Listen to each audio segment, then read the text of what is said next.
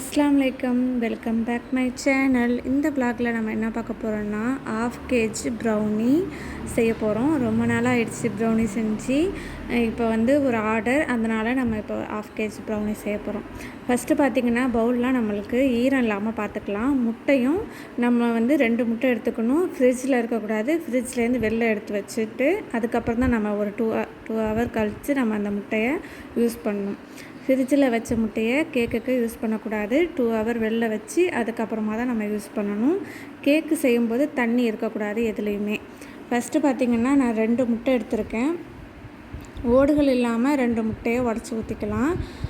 அதுக்கப்புறம் வந்து 1 ஸ்பூன் வந்து வெண்ணிலா எசன்ஸ். இது வந்து எக்கோட ஸ்மெல் இல்லாமல் இருக்கிறதுக்காக கட்டாயம் இந்த வெண்ணிலா எசன்ஸ் மட்டும் 1 ஸ்பூன் சேர்த்துடலாம். சிறிதளவு சால்ட்டு. அதுக்கப்புறம் பார்த்திங்கன்னா அளவு மெஷர்மெண்ட்டு மைதா, cocoa powder, dark chocolate plus வந்து பட்டரையும் டார்க் சாக்லேட்டையும் நான் வந்து மெல்ட் பண்ணி நல்லா ஆற வச்சுருக்கேன். சூடோடையும் நம்ம இதில் சேர்க்கக்கூடாது. கேக்கு செய்யும்போது 1 by 1 நம்ம சூடான பொருளை இதில் சேர்க்கக்கூடாது. தண்ணி சேர்க்கக்கூடாது. தண்ணி வந்து நம்ம யூஸ் பண்ணுறதுல எதுலேயுமே ஒரு துளி கூட தண்ணி இருக்கக்கூடாது. 2 முட்டை வந்து நான் ஹேண்ட் பீட்டால் பீட் பண்ணிக்கிட்டேன். இதுக்கு வந்து பீட்டர் யூஸ் பண்ண தேவையில்ல. ப்ரௌனியை பொறுத்த வரைக்கும் கையாலே நம்ம வந்து பீட் பண்ணிக்கலாம். நெக்ஸ்ட்டு ஒரு சிறிதளவு உப்பு, வெண்ணிலா எசன்ஸு, அதுக்கப்புறம் வந்து பவுடர் சுகர். நான் வந்து ஒயிட் சுகர் எடுத்திருக்கேன். அது வந்து நல்லா பவுடர் ஆக்கி வச்சுருக்கேன். 150 கிராம் ஒயிட் சுகர் எடுத்து அதை வந்து மிக்ஸியில் அடிச்சிடலாம். நம்ம வந்து அப்படியே நம்ம சுகரை சேர்க்கக்கூடாது, ஏன்னா நம்மளுக்கு மெல்ட் ஆகாது. ஸோ அதனால் நம்ம மிக்ஸியில் அடிச்சுட்டு அதுக்கப்புறமா நம்ம வந்து இந்த எக்கோடு சேர்த்துடலாம். இது வந்து ஒரு 3 மினிட்ஸ் வந்து நம்ம வந்து கொஞ்சம் கையாலே பீட் பண்ணிக்கலாம்.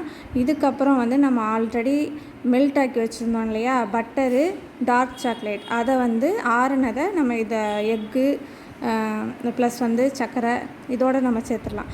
நான் வந்து 100 கிராம் வந்து டார்க் சாக்லேட் எடுத்திருக்கேன்.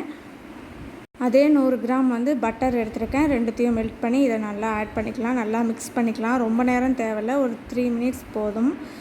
அதுக்கப்புறம் பார்த்திங்கன்னா ஒரு 2 பேட்சாக வந்து நம்ம மைதா சேர்த்துக்கலாம். மைதா பார்த்திங்கன்னா 120 கிராம் மைதா எடுத்திருக்கேன். அதையும் ஒரு 3 பேட்சாக நம்ம இது கூட சேர்த்துடலாம். ப்ளஸ் வந்து கொக்கோ பவுடர், அது ஒரு 30 கிராம் சேர்த்துக்கலாம். இது ரெண்டுத்தையும் வந்து ஒரு 3 பேட்சாக நம்ம கொஞ்சம் கொஞ்சமாக சேர்த்து கையால் நம்ம மிக்ஸ் பண்ணிக்கலாம். ப்ரௌனியை பொறுத்த வரைக்கும் ஒரு பீஸ் வந்து 55 ரூபா, 70 ரூபா, 60 ரூபா. ஸோ சின்ன ஒரு பீஸோட ரேட்டே அப்படி தான் விற்கிது. ஒரு ஊர்லேயும் ஒரு மாதிரி அப்படிலாம் கிடையாது. ப்ரௌனி வந்து ரேட்டு கூட. ப்ரௌனி வந்து அதை சேல்ஸ் பண்ணுறவங்க, அதை சாப்பிட்றவங்களுக்கு மட்டும்தான் அதோட ரேட்டு தெரியும்.